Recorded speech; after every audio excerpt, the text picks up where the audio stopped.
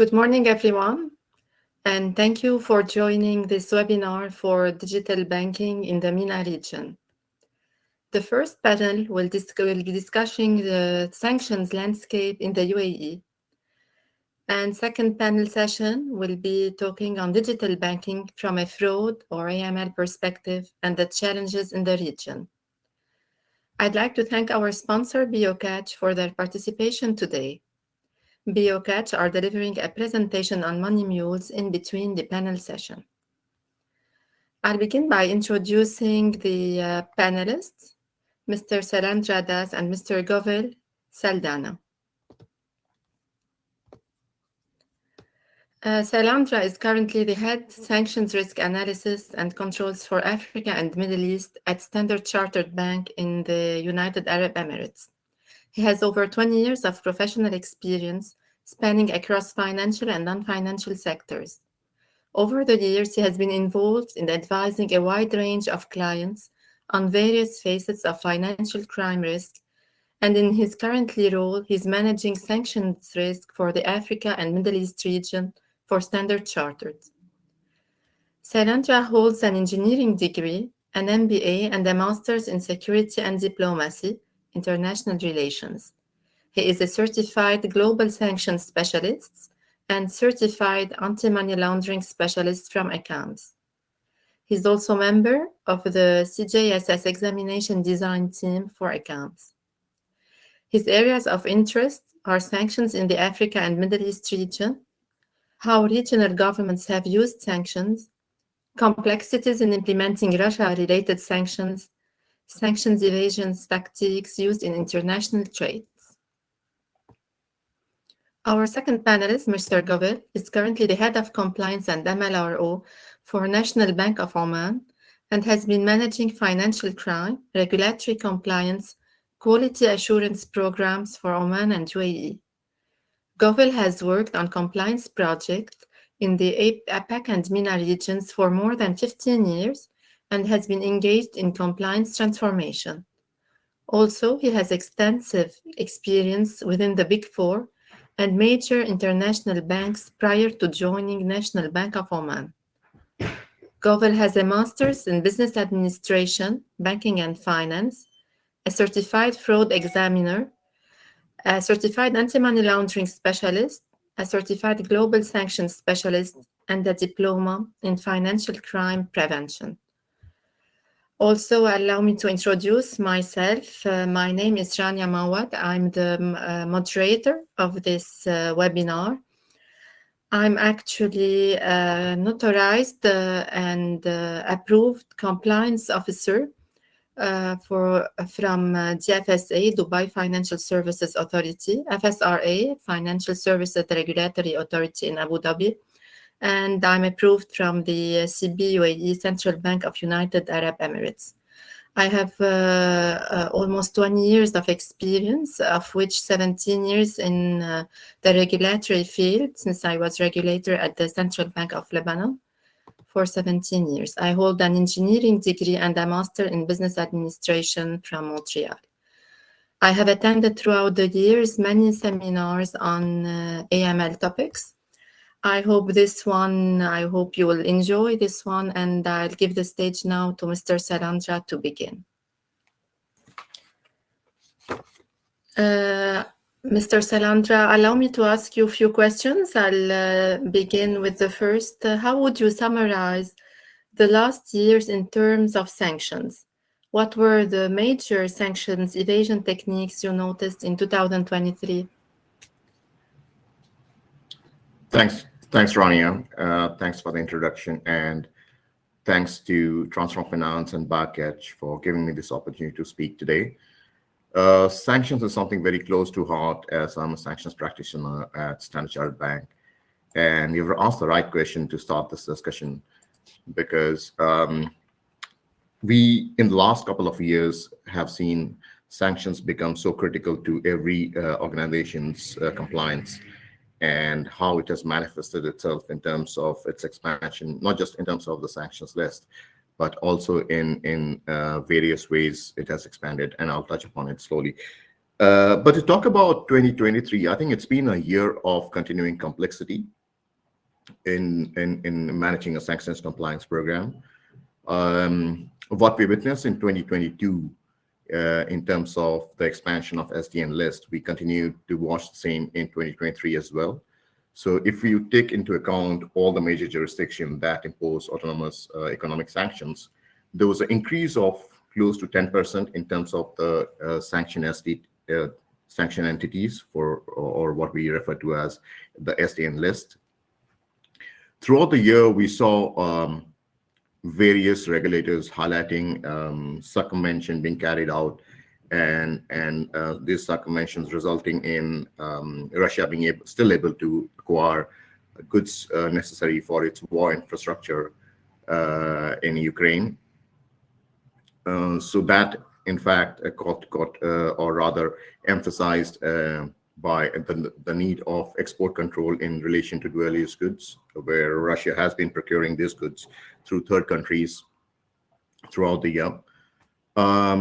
We saw the oil price cap took effect, which started towards the end of 2022, but was applicable throughout the year, throughout the whole of last year.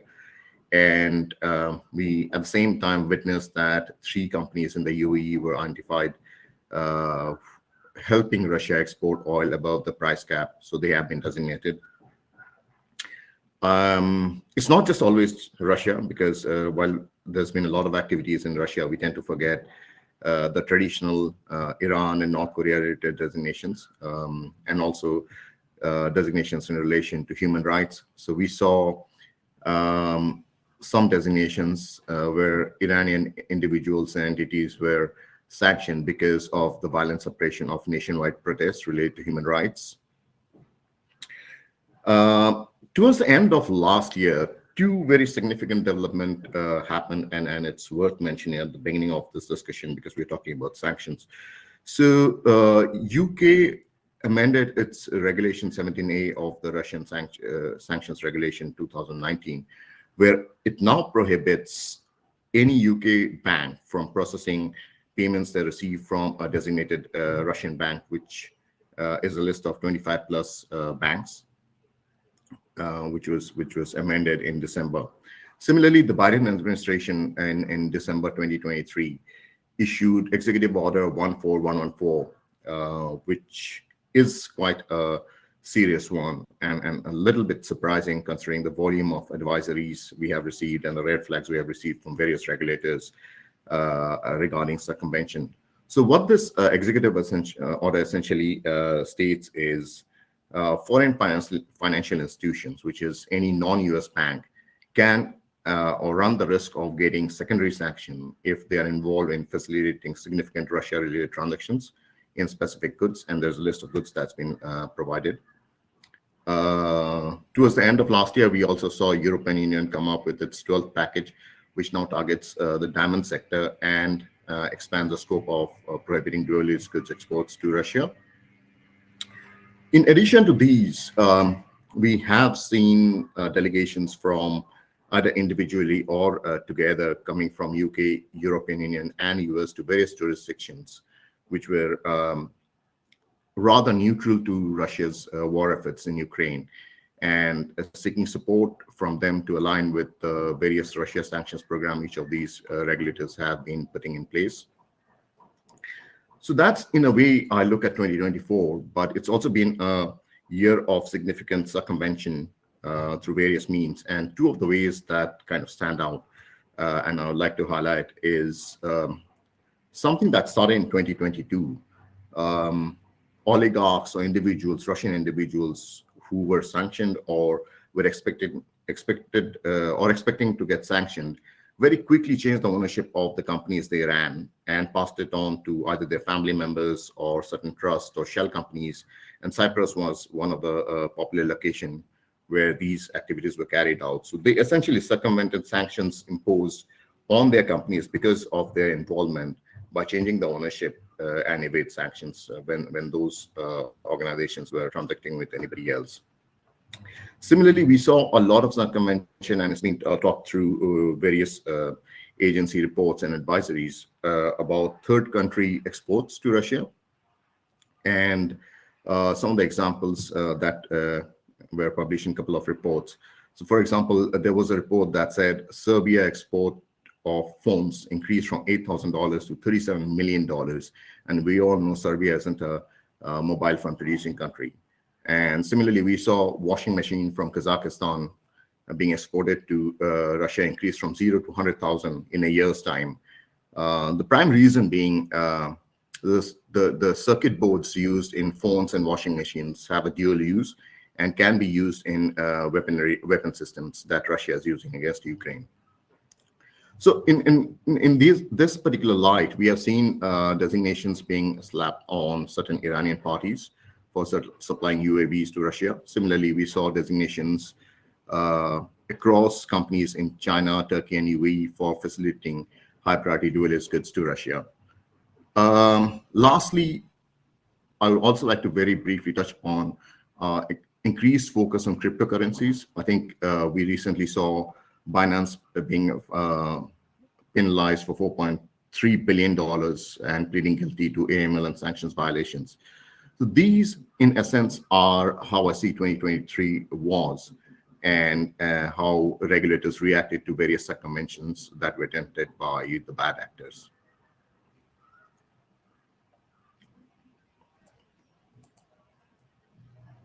Thank you, Salamdra. And this is about 2023. What do you expect in 2024, and what are some of the circumvention red flags to look out for, please? Thanks, Rania. So what we witnessed in 2022 continued onto 2023, which is essentially the expansion of SDN list. And we do expect that to continue, provided the war in Russia continues, war in Ukraine continues. So we do expect the SDN list to expand. However, what's particularly of importance, and picking up from the trend that we witnessed in 2023, the export control framework of dual-use goods to Russia is of particular concern for regulators. And they have been issuing various advisories in terms of how to prevent dual-use goods, how to screen, how to perform enhanced due diligence. And I think Executive Order 14114 increases the risk for foreign financial institutions of secondary sanctions if the deal, even unwittingly, for in this dual-use goods involving Russia. So, if I can summarize of how the sanctions world has emerged in the last 2 to 3 years, so Iran has been under sanctions since 1979, and an estimate in the middle of last year indicated that there are close to 4,000 targets, sanctioned targets in or related to Iran, whereas the Russia sanctions, which essentially started in 2014 when Russia invaded Crimea and Sevastopol, but it expanded quite significantly after the invasion of Iran, stood at 16,000 by the middle of last year. That's 4 times of what we have seen in case of Iran. Also, additionally, Iran and North Korea have not been as integrated to the global economy as Russia has been. And to add to the complexity, we have aspects of sectoral sanctions. We have exports of specific goods prohibited to be exported or to Russia or imported from Russia. We have the oil price caps. We have correspondent banking restrictions. So that, in a sense, has quite significantly challenged how a sanctions program needs to be carried out. And for what we know as something which we traditionally follow as a list-based program, where you have the list of SDMs in one side, and you compare that with your clients or payment information or SWIFT messages, and when you have an alert, you adjudicate based on what the prohibitions of the regulations are. To aspects, for example, sectoral sanctions, and how do you handle that? Because it obviously alerts when you have a screen against a sectoral sanctions entity. You have oil price cap, which isn't always apparent from the payment information that you have in hand. Similarly, you have dual-use goods, and that's something that even the entire industry, the financial sector industry, is grappling with in terms of how to integrate screening of dual-use goods in their screening systems. Because as we all know, payment advisors not necessarily have the information on goods being traded or transacted. So these are some of the challenges I foresee to be on the forte or on the radar for sanctions practitioners. And there are various advisories. I think one of the most critical one is the Tri-Seal Compliance Note, which talks about how likely the bad actors may try to circumvent, or what are the typical red flags to note for. For example, the use of corporate vehicles, use of shell companies, manipulation with shipping instructions, etc. So these are some of the key areas I foresee are going to be important and relevant for sanctions practitioners in 2024.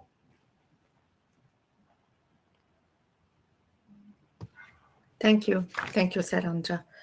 And last, how do you foresee export control play out in reigning circumvention against Russia sanctions?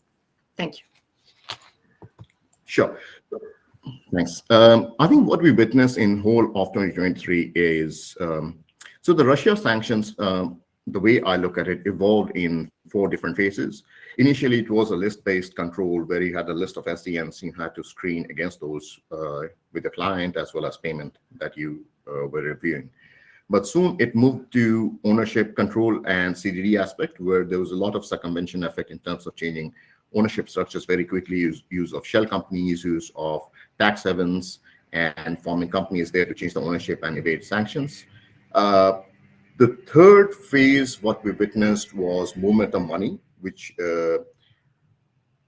came out of the traditional financial institutions framework, and crypto was one of the avenues where a lot of money was siphoned out of Russia. But towards the second half of last year, what we witnessed was, in spite of such a robust sanctions program against Russia, although Russia is still not a sanctioned country, and having restrictions around export of specific goods to Russia, import of specific goods from Russia, the oil cap, etc., there were countries which were neutral to Russia's war efforts and helped Russia acquire these dual-use goods through circumvention. So I think that's going to be critical in terms of how financial institutions run their sanctions program. And I think to that effect, the way I foresee is there's been a lot of data that regulators have issued in terms of advisory and trends or typologies that they have witnessed. For example, use of third parties, and a couple of examples I quoted earlier, how goods are being routed to third countries onto Russia. There are data that's been gathered or published by the industry, as well as organizations build their own data. So I think the way export control need to be monitored going forward is probably not the screen-based solution, or the list-based screening solution isn't obvious avenue that's available and can address all the prohibitions related to export control. Organizations need to diversify and probably bring in a mix of pre and post facto investigations, and something to the tune of something similar to transaction monitoring activity, where over a period of time you review your clients' transactions, the counterparties they deal with, the geographies they receive or send their goods to, and compare that with the KYC and CT information you have as far as clients' profiles are concerned. Look at the end use and the end user of those goods, and apply them against some of the regulatory advisors in terms of red flags, and see if your compliance program is compliant and robust enough to manage the risk that you're faced with vis-a-vis the clients and counterparties you deal with. So that's my view on how the export control framework will expand or lay out in 2024.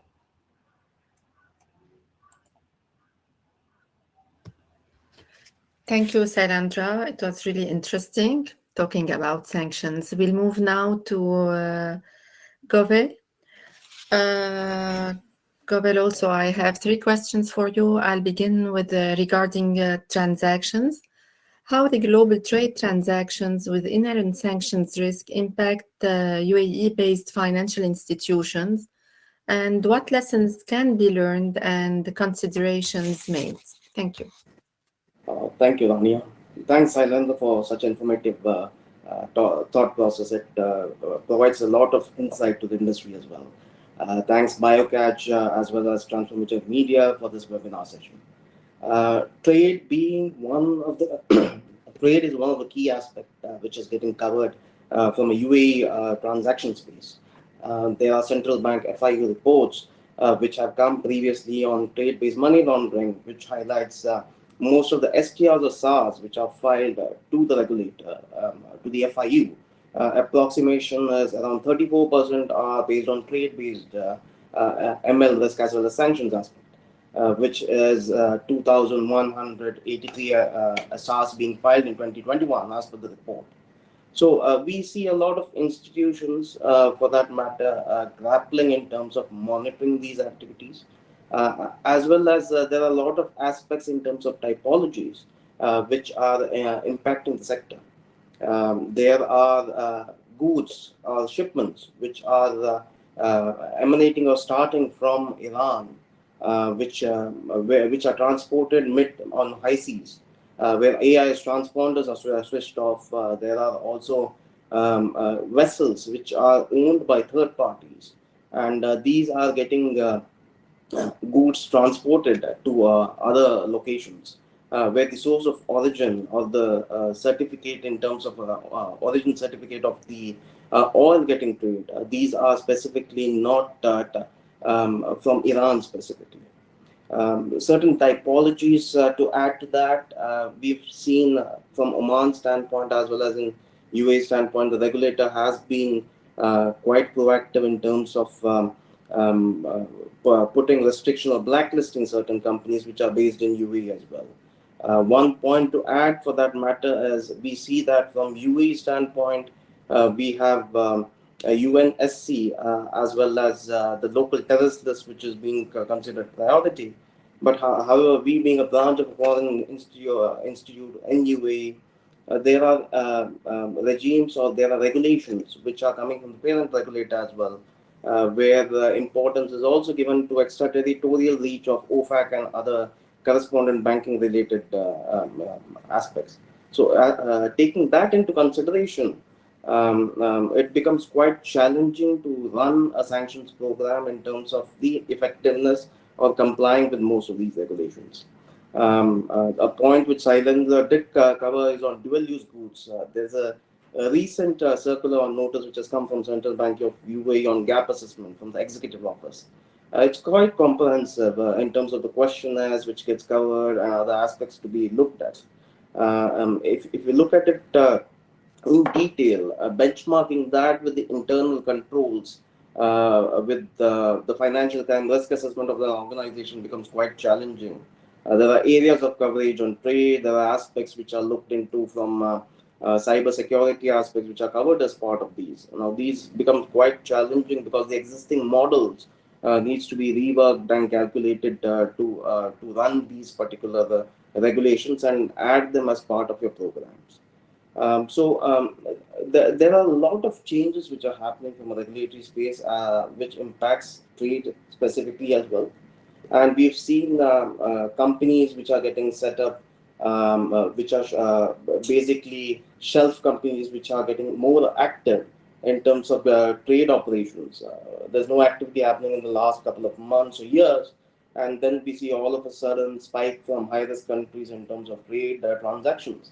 And when we do analysis in terms of due diligence on the counterparties who are there, these either have fake documents or documents which are provided, which are then validated through your IMB checks. You see either these are not shipped out, or there are sophisticated practice. For example, we have certain institutions have purple tracker or specific tracking mechanisms to see the port history, how long the vessel has been parked in one particular port, how the movement has taken place. So all these are getting more of a effort or time consuming for the front line to evaluate because of the changing or increase in trade monitoring kind of activities. What I would foresee for this particular aspect is having a bit of sophistication, technological advancement, which would build a bridge between the gaps which are there as per the list, which gets added on from a sanctions perspective, and how these technological tools will help in terms of getting the right information or data to screen the customers and provide a meaningful result where we can do more of a decision making process rather than the due diligence aspect in identifying the gap specifically. So that's what I see from a trade standpoint.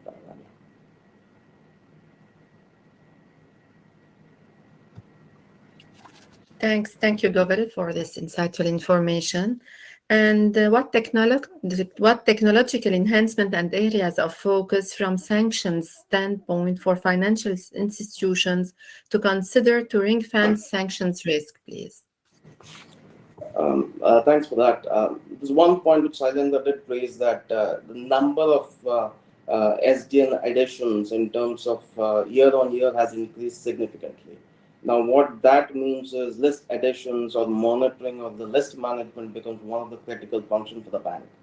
Now, what it impacts from the frontline standpoint is your false hit rate goes up, which means for every name you screen, an Ahmad, a Mohammed, or different other names which are there, that just builds a blockade in terms of, say, if you have a digital channel, there's a STP process, which is straight through processing, it gets halted and then gets referred back. There is also, if a branch onboarding goes off specifically, there are hits which needs to again go back, and there's TAT which impacts for an organization. What institutions do have is a compliance technology function, which is quite critical, which I feel helps in building a process in terms of, say, having all the list additions, which is basically you add all the OFAC or other applicable list UNSC into your screening mechanism or the filters, but also build rule-based mechanisms. When I say rule-based aspect, you take a long name, say my name is Govildin Saldana, you do a scoring mechanism with that of the lists which are provided. You give scoring. If it's an actual 100% match, you probably you give a scoring mechanism that yes, the first name matches, the second name doesn't match, then reduce the points. So there's a point-based system which gets implemented from a technology space. Now that helps in a certain span to have a threshold done even in sanctions screening mechanism. There is also, which I've seen, onboarding which takes place as part of digitization through the mobile banking applications. Now we have EIDA, or the data pool which captures the information of the customer. Now these are mainly from your Emirates ID authority.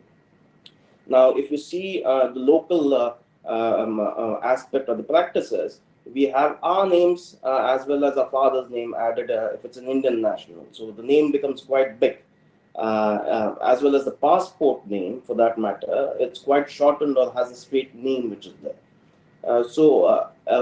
One aspect which I would see is have an analysis done based on the Emirates ID name as well as the passport name, and see how effective is the system to generate a hit rate in terms of maybe your system generates more alerts or the quality alerts in terms of a passport name, and less maybe from an Emirates ID name, or it could be a vice versa aspect. So that needs to be looked at.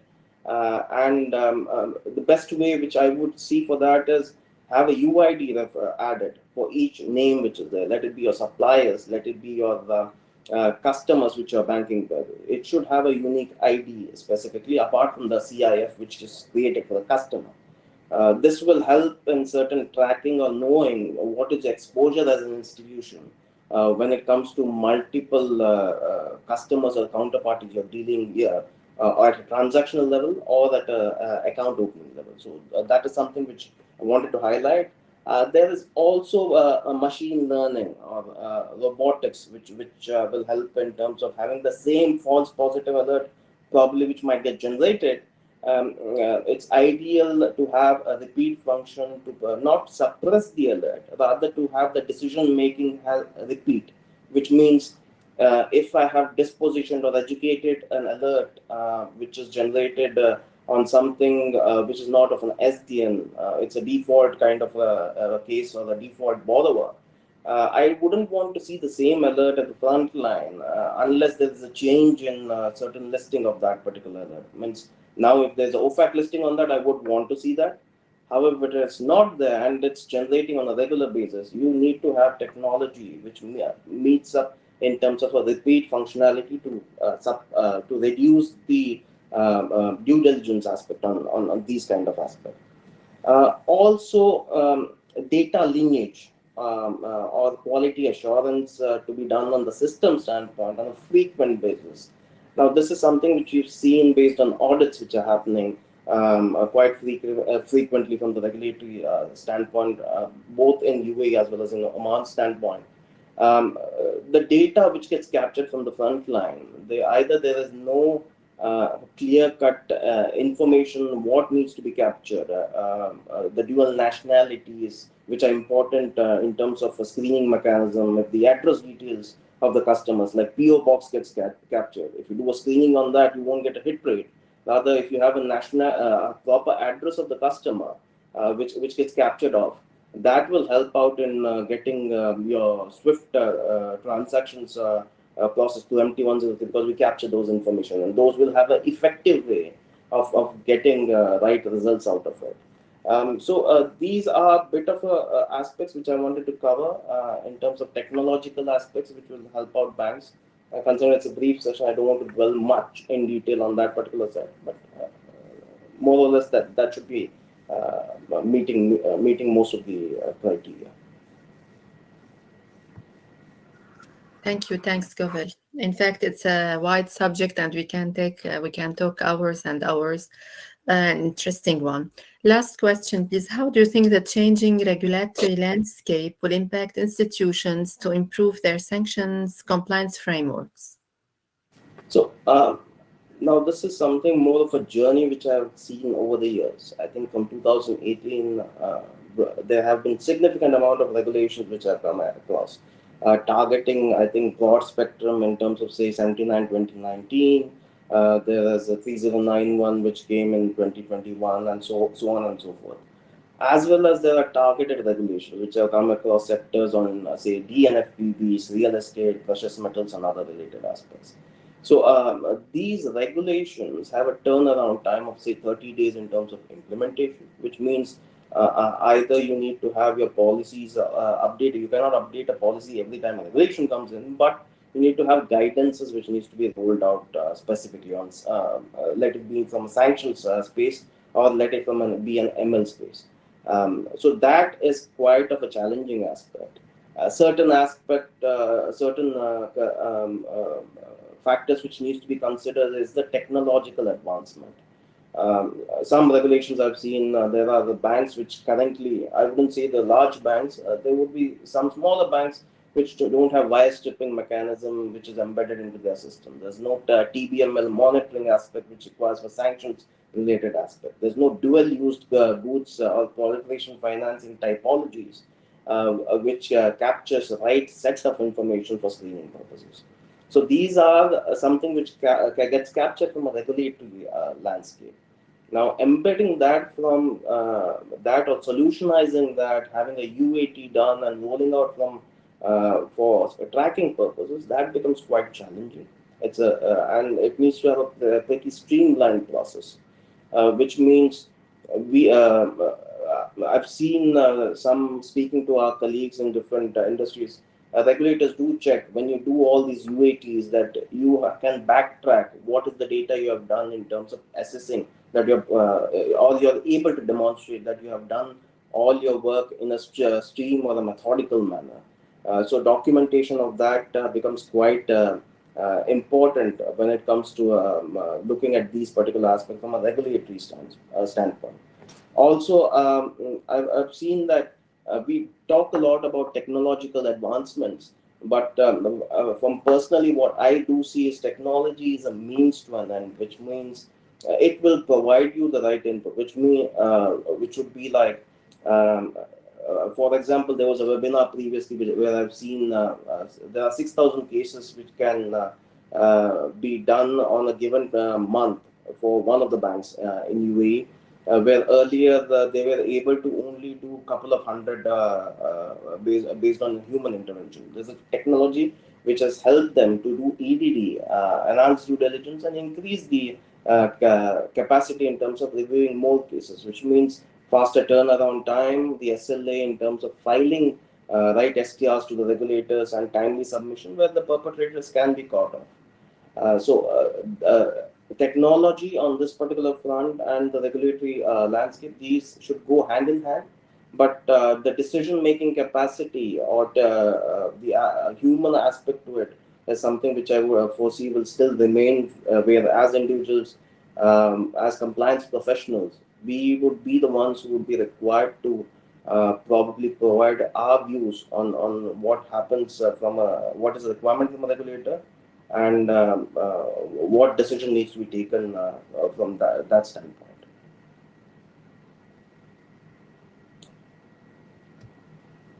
Thank you, Govil. It was an interesting session indeed, and as mentioned, we can talk hours and hours about those topics.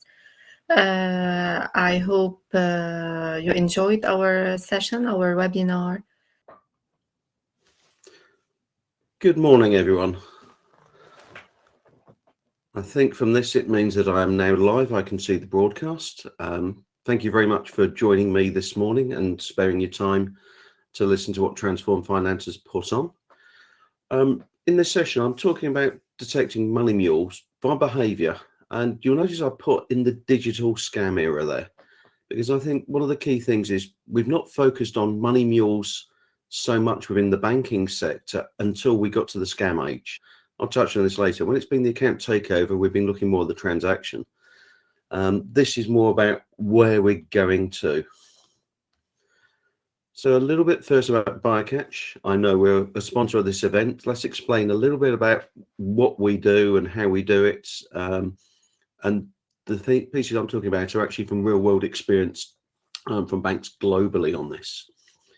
So BioCatch, we're experts really in a largely untapped data source until relatively recently, which is very, very important now for both fraud detection and money laundering.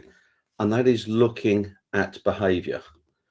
The other thing we're very keen on is collaboration. We are doing this now in a lot of regions outside of the MEA, UK, Australia, down into Latin America, and to the US, where we've got a lot of banks where we're working together and we're collaborating and sharing data, which I think as we talk about it will become more important as we consider mules and where we're going to. Let's start really with what do we mean by behavior. So in this case, we're talking about really the human behavior, how someone does it, not what they're doing, not the amounts they're putting in, but how they enter those amounts, how they actually use the device, what's their eye-hand coordination, how do they hold the mobile device there, how do they swipe, what's the speed that they're typing, cognitively, what are they doing? Are they fast? Are they slow? Are they using shortcuts? Are they one finger typing? Are they very much moving and using both fingers together?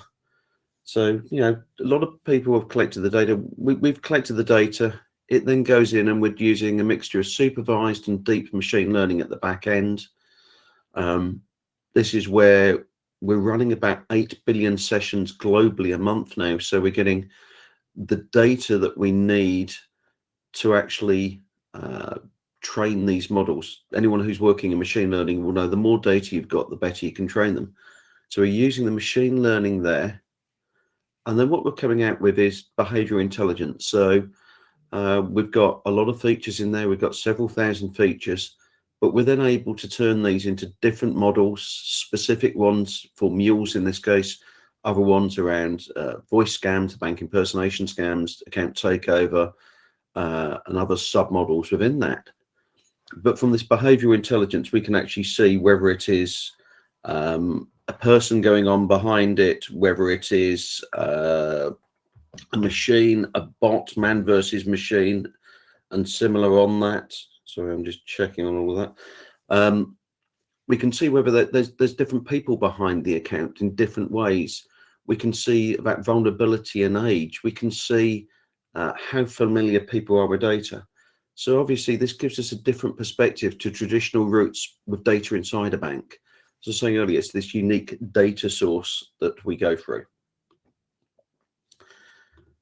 So let's talk a bit about money mules. So really, as we go through all of the online anti-money laundering, all of the mules are broadly the same to that we have seen within the traditional, kinetic bricks and mortar world. We've got the people at the bottom, the laborers. In this case, is the actual mules. People who are actually setting up the accounts, people who are selling their accounts. We've then got the next level up where there's much fewer of them. We've got the mule herders. These are the guys who are actually running the mules day to day. That's their job. And at the top, we've got the people who are at the top of the organized crime syndicates or the money laundering syndicates. The money comes up to them. I've been told by one global bank, they know that there's almost a flow. That flow is, say, out of Asia. It then hits into London, by which point, the management level is looking after it. And then it's then coming out, in some cases, from London to other places in the world, of which the Middle East is one of the areas where the money's coming to, because it's a very attractive place to live now, and they can come through. But it's the fact that, it's only at that final stage you've got the aggregation, but that's still digital as well. So when we talk about mules, it's not a single categorization.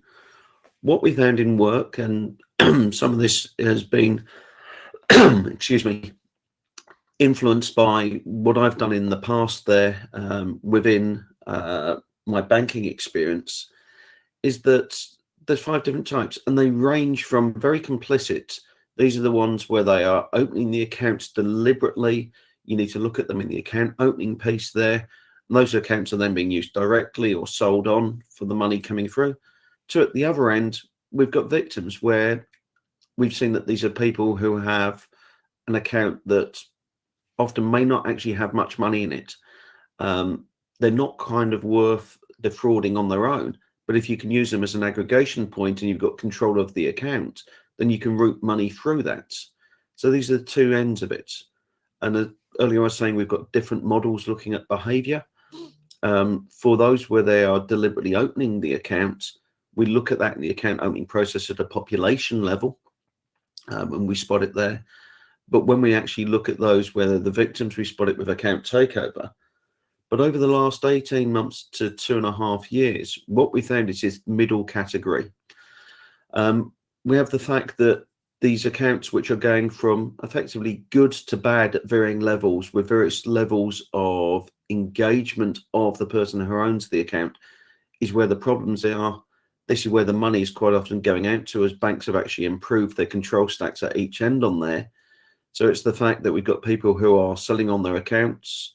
In the UK, we have students who all give access to their accounts. We've got at the chump end, we have people who are effectively being in a romance scam or something else. They're running money through it themselves. And then in the middle, we've got people who are just trying to, in some cases, live and take the money in. So what we're talking about here, and as I'm going to go to, is these 3 different pieces in the middle, where it's at that good to bad, the existing to bank accounts.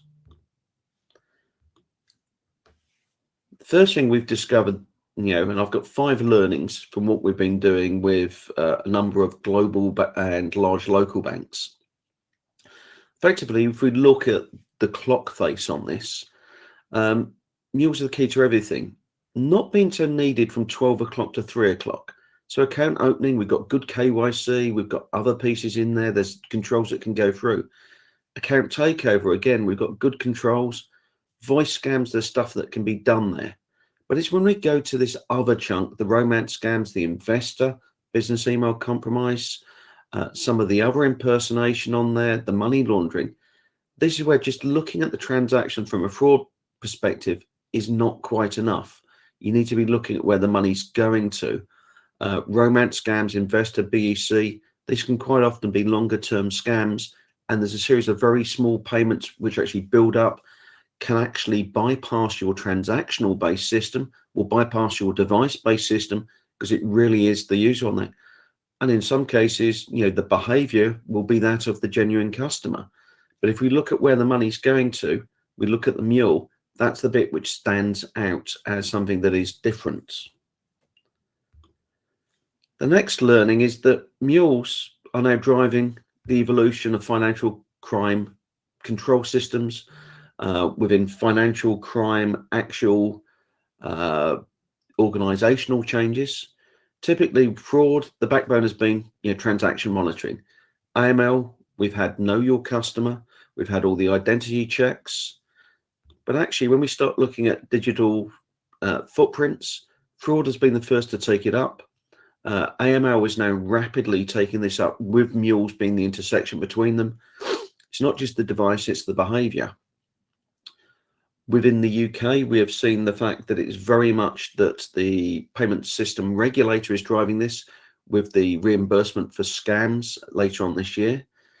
We know that a lot of traditional financial crime controls are not using digital data. They're being very regulatory driven. They're very much looking at transaction, personal information, KYC. It's difficult to train models for AI because you don't have confirmed data. Whereas for fraud, you've got confirmed data, so you can train a supervised machine learning. We know that no single control will work. It's going to be more layering. As I said, the behavior is opening things up now. If we look at the timeline of a mule, so we're going left to right with time on this, with a transaction in the middle there. What we have is an account that goes good to bad. It will start with a bunch of inbound and outbound payments, those yellow and the blue circles on that. Then actually it will stop acting normally. So you can see some of that yourself, but it's then the digital channel that starts coming in. So you see the changes in the behavior, the change in the way it goes in. So you may see it goes, semi-dormant at a transactional side, but actually digitally it keeps going on. But there may be changes of people behind it. We'll see maybe multiple people in there.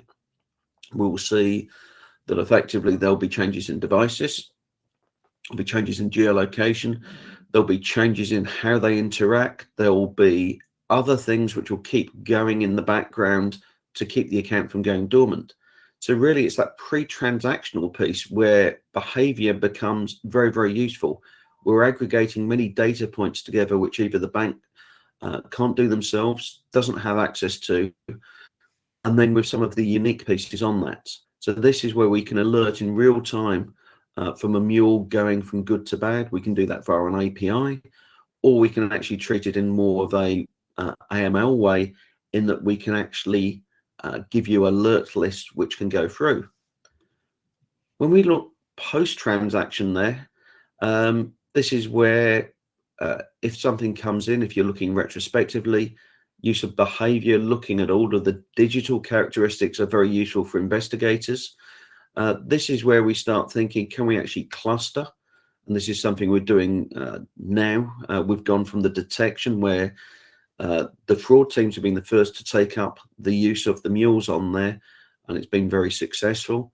But actually now looking for clustering, looking at what's going on, and looking beyond just the transactional part is getting some very interesting insight into the scope of mules, but actually AML rings, because we're finding that they are not exclusive.